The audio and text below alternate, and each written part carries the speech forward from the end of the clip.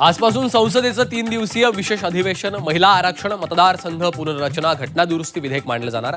लोकसभा मतदारसंघाची फेररचना करून 2029ला 33% महिला आरक्षण लागू करण्याचा सरकारचा निर्धार.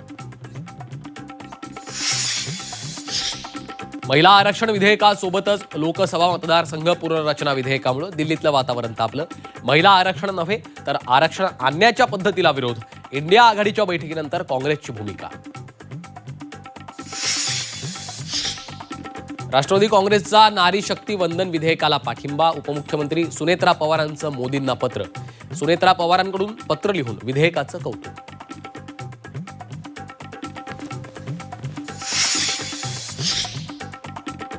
विधान परिषदेच्या 17 जागांसाठी लवकरच निवडणूक होण्याची शक्यता. रखडलेल्या जिल्हा परिषद निवडणुकीचा कुठलाही अडसर येणार नसल्याची माहिती.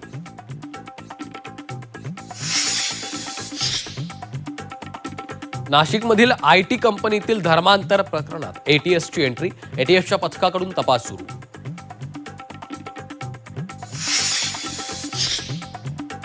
नाशिक धर्मांतर आणि अत्याचार प्रकरणात आज हिंदू सकल संघटना आक्रमक. बहुराष्ट्रीय कंपनी ते जिल्हाधिकारी कार्यालयावर धडकणार मोर्चा. भोंदू अशोक खरात प्रकरणात नवीन माहिती समोर. आरोपींच्या खात्यात मागील 2 वर्षात 21 कोटींहून अधिकचे व्यवहार. शिर्डीतील 4 एकर जमिनीची 5 कोटींना खरेदी. खरेदीपूर्वी खात्यात 3 कोटींची उलाढाल झाल्याचं उघड.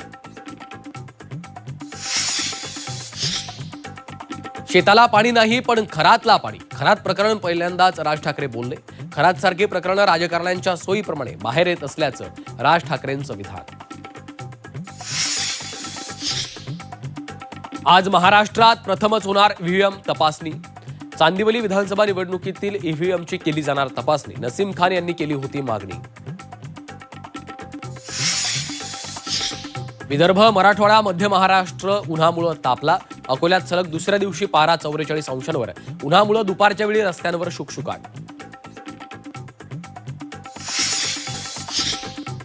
अल निनोच्या फटक्यामुळे मुंबईकरांवर पाणी कपातीची टांगती तलवार. 1 मे पासून 10% पाणी कपात लागू होण्याची शक्यता.